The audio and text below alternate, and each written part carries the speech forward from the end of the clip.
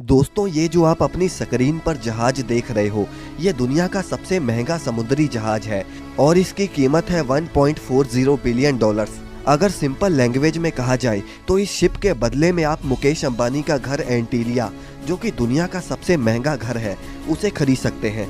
और उसके बाद भी आपके पास इतना पैसा बच जाएगा कि आप उन पैसों से सारी जिंदगी एक लग्जरी लाइफ जी सकते हैं। दोस्तों, समुंदर में ऐसे और भी कई बड़े बड़े जहाज हैं जहां पर अगर चाहें तो पूरा का पूरा शहर बस सकता है। लेकिन दोस्तों, क्या आपने कभी ये सोचा है कि समुद्री जहाज़ों को जब तैयार किया जाता है तो उसे समुंदर में लॉन्च कैसे किया जाता है? और मान लो कि अगर बीच समुंदर में बड़ा सा जहाज खराब हो जाए तो क्या होगा? आज की इस वीडियो में आपको इन सभी सवालों के जवाब मिल जाएंगे। बस आप वीडियो को एंड तक देखिएगा। और अगर अभी तक आपने इस चैनल को सब्सक्राइब नहीं किया तो इसे सब्सक्राइब करके अपना काम जरूर पूरा कर दें। तो चलिए वीडियो को शुरू करते हैं। दोस्तों, इन जहाज़ों को देखकर आपके मन में भी सवाल जरूर आता होगा कि आखिर इतने बड़े बड़े जहाज़ों को बनाया कैसे जाता होगा। दरअसल इन जहाज़ों को बनाने में करीब 3 साल का समय लग जाता है। अब सबसे बड़ा सवाल यही है कि इन्हें बनाया कहाँ जाता होगा।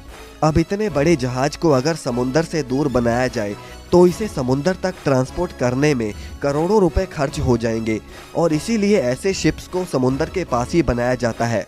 अब इसके लिए किनारे पर जहाज से बड़ा एक स्पेस बनाया जाता है जहां पर वो पूरी जहाज बनाने के लिए मैन्युफैक्चरिंग प्लांट को बना सके।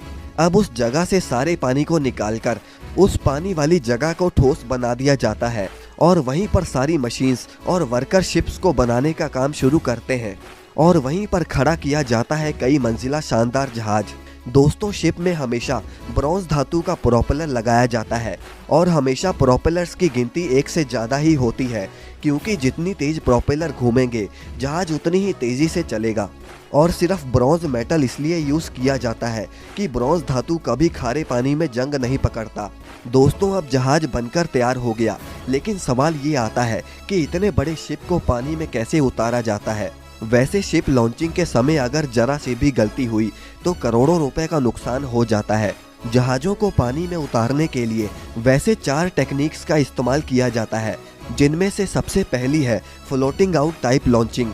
दोस्तों, फ्लोटिंग आउट लॉन्चिंग में जिस जगह को समुंदर किनारे जहाज बनाने के लिए खाली किया गया था उसे दोबारा पानी से भर दिया जाता है और उसे समुंदर के पानी से मिलाकर जहाज को धीरे धीरे पानी में लाया जाता है। अब नंबर 2 पर है ग्रेविटेशनल टाइप लॉन्चिंग। इस तरह की लॉन्चिंग में जहाज को समुंदर किनारे लाकर ट्रेन की पटरी जैसे स्ट्रक्चर पर सेट किया जाता है और सबसे पहले स्ट्रक्चर पर ऑयलिंग और ग्रीसिंग करी जाती है ताकि फ्रिक्शन को कम किया जा सके और जहाज आसानी से पानी में चला जाए। अब इसे ग्रेविटेशनल इसलिए कहा जाता है कि जब जहाज को स्ट्रक्चर पर रखा जाता है तो उसके बाद का काम ग्रेविटी खुद करती है। अब दोस्तों, नंबर 3 पर है एयर बैग लॉन्चिंग। दोस्तों, ये शिप लॉन्चिंग का सबसे सिंपल तरीका है। इसमें सिलेंडर जैसे बड़े बड़े एयर बैग्स पर जहाज को रखा जाता है और उनके साथ ही लुढ़कता हुआ जहाज पानी में चला जाता है। अब इसके बाद नंबर 4 पर है मैकेनिकल टाइप लॉन्चिंग। दोस्तों, ये तरीका सबसे खतरनाक तरीका है और इसीलिए बड़े जहाज़ों को इस तरीके से पानी में नहीं उतारा जाता।